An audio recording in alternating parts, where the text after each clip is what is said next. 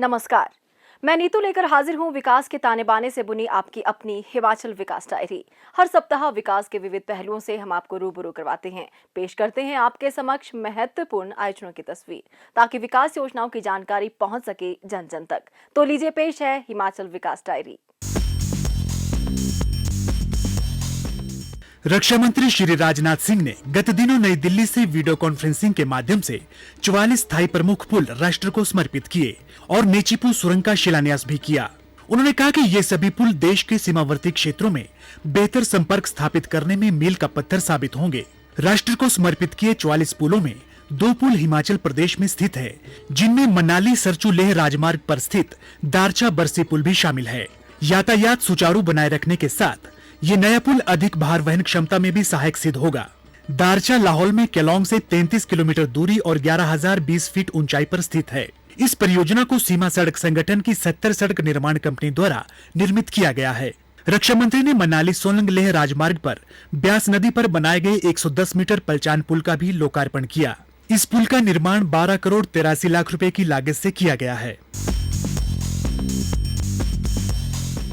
मुख्यमंत्री श्री जयराम ठाकुर ने हिमाचल प्रदेश के लिए जीएसटी मुआवजे के रूप में 205 करोड़ रुपए की धनराशि जारी करने और राज्य में पूंजीगत कार्यों के लिए 50 वर्षों के लिए 450 करोड़ रुपए का दीर्घकालिक ब्याज मुक्त ऋण देने की घोषणा के लिए केंद्रीय वित्त मंत्री निर्मला सीतारमण और वित्त और सहकारिता मामलों के राज्य मंत्री अनुराग ठाकुर का धन्यवाद किया है। मुख्यमंत्री ने कहा कि जीएसटी मुआवजा राशि और पूंजीगत कार्यों के लिए दीर्घकालिक अवधि के ऋण से राज्य में विकास की गति और तेज करने में सहायता मिलेगी। उन्होंने कहा कि जीएसटी जुलाई 2017 से लागू किया गया था और तब से राज्य में जीएसटी संग्रह में नियमित वृद्धि देखी गई है। प्यारे प्रदेशवासियों, नमस्कार। कोरोना के मामलों में लगातार पूरे देश भर में बढ़ोतरी हो रही है और स्वाभाविक रूप से हिमाचल प्रदेश में भी इन दिनों बहुत सारे मामले हमारे सामने आए हैं। ऐसी परिस्थिति में हमको और भी सावधान होकर के, सजग होकर के काम करने की आवश्यकता है। संक्रमण से बचने के लिए आप मास्क पहन करके जाएं और सोशल डिस्टेंसिंग को मेंटेन करें। अनावश्यक रूप से लोगों के बीच में भीड़ वाले इलाके में जाने से परहेज करें। सैनिटाइजर का इस्तेमाल, और सैनिटाइजर नहीं है तो साबुन से बार बार हाथ धोते रहें, ये बहुत आवश्यक है। कुछ लोग अपना ही इलाज शुरू कर देते हैं घर में, उन बातों पर ना जाएं। किसी को भी कोरोना अगर होता है, डॉक्टर की सलाह लें और डॉक्टर की सलाह के आधार पर ही अपना इलाज करें। मुझे पूरा भरोसा है कि आप सबका सहयोग कोरोना वायरस के खिलाफ इस लड़ाई लड़ने के लिए हर कदम पर हमको मिलता रहेगा। बहुत बहुत धन्यवाद। नमस्कार, जय हिंद। मुख्यमंत्री श्री जयराम ठाकुर ने जिला हमीरपुर के निवासी डॉक्टर गौरव शर्मा को न्यूजीलैंड में सांसद चुने जाने पर बधाई व शुभकामनाएं दी। उन्होंने कहा कि डॉक्टर गौरव शर्मा ने अपने नाम को सार्थक करते हुए विदेश में हिमाचल प्रदेश का नाम भी गौरवान्वित किया है। उल्लेखनीय है कि डॉक्टर गौरव शर्मा हमीरपुर जिला के गलोड़ से संबंध रखते हैं और हाल ही में न्यूजीलैंड में संपन्न हुए चुनावों में वे सांसद चुने गए हैं।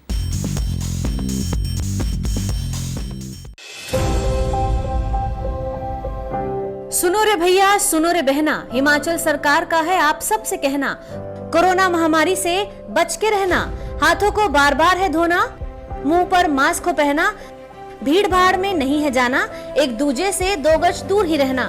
खांसी जुकाम या हो बुखार, न घबराओ और न खुद ही करो इलाज, जल्दी से पास के डॉक्टर को दिखाओ। कोरोना को हराना है, सबको ही बचाना है। जयराम सरकार का संदेश, सुरक्षित और स्वस्थ हिमाचल प्रदेश। जनजातीय जिला किन्नौर का 3,440 मीटर ऊंचाई पर स्थित सीमांत गांव छितकुल।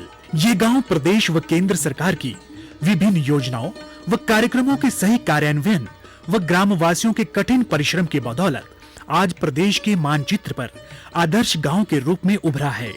लगभग 6 महीने बर्फ की सफेद चादर ओढ़े रहने वाले छितकुल गांव में आज शहर की तर्ज पर सभी सुविधाएं उपलब्ध हैं। कोरोना काल में जब पूरे देश में विकास कार्यों की गति धीमी हुई है, वहीं छितकुल गांव के लोगों ने आपदा को अवसर में बदला है। गांववासी महात्मा गांधी राष्ट्रीय ग्रामीण रोजगार गारंटी योजना के तहत अपने खेतों का सुधार कर रहे हैं। इससे उनकी आय में वृद्धि होगी और केंद्र सरकार द्वारा 2022 तक किसानों की आय को दोगुना करने का लक्ष्य भी पूरा होगा। गांव की 87 वर्षीय एकल महिला रामदेवी का कहना है कि वे मनरेगा के तहत अपने खेतों में भू सुधार कर रही है। उनके खेत पहले छोटे छोटे थे, जिनमें पत्थर भी बहुत थे। उन्हें निकालकर खेतों का आकार बड़ा कर दिया गया है, जिससे फसल उगाने में आसानी हो रही है और पैदावार भी भरपूर हो रही है। ग्राम पंचायत उप प्रधान का कहना है कि उनके गांव में प्रदेश सरकार व केंद्र सरकार की बदौलत आज हर प्रकार की सुविधाएं उपलब्ध हैं। 14वें वित्त आयोग द्वारा जारी राशि से गांव में 8 लाख रुपए की लागत से सौर ऊर्जा चलित स्ट्रीट लाइट लगाई गई है। इसके अलावा रूबर्न मिशन के तहत भी गांव में 25 सोलर स्ट्रीट लाइट लगाई गई हैं। केंद्र सरकार एवं राज्य सरकार की योजना जैसे मनरेगा और रूबर्न मिशन, यहाँ पर का कुछ कार्य बड़ा अच्छे ढंग से चल रहा है। और यहाँ पर रास गाँव होने के कारण और 6 महीना बिल्कुल पैक बर्फ पड़ती है, बिल्कुल पैक हो जाता है। अभी हमारे पास सीवरेज भी लाइन भी बिछ रहा है और हमारे रास गाँव होने के नाते भी सीवरेज सीढ़ी की तरह सुविधा मिलने जा रही है। इसलिए मैं हिमाचल सरकार और भारत सरकार को मैं तहे दिल से धन्यवाद करना चाहता हूँ। गांव की पगडंडियों को 10 लाख रुपए व्यय कर चक्का टाइल से पक्का किया गया है।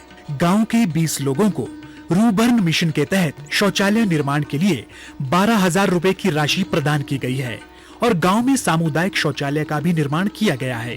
इस गांव में 13 लाख रुपए की लागत से सामुदायिक भवन का निर्माण किया जा रहा है। इसके अलावा 2 लाख रुपए की लागत से पानी की निकासी के लिए नाले का निर्माण किया गया है। गांव के लोग अपनी दृढ़ मेहनत और प्रदेश सरकार की योजनाओं का लाभ लेकर विकास का मार्ग प्रशस्त कर रहे हैं। अब वक्त हो गया है आपसे विदा लेने का। नए अंक के साथ शनिवार रात्रि 8 बजे फिर होगी मुलाकात। तब तक के लिए दीजिए इजाजत। नमस्कार।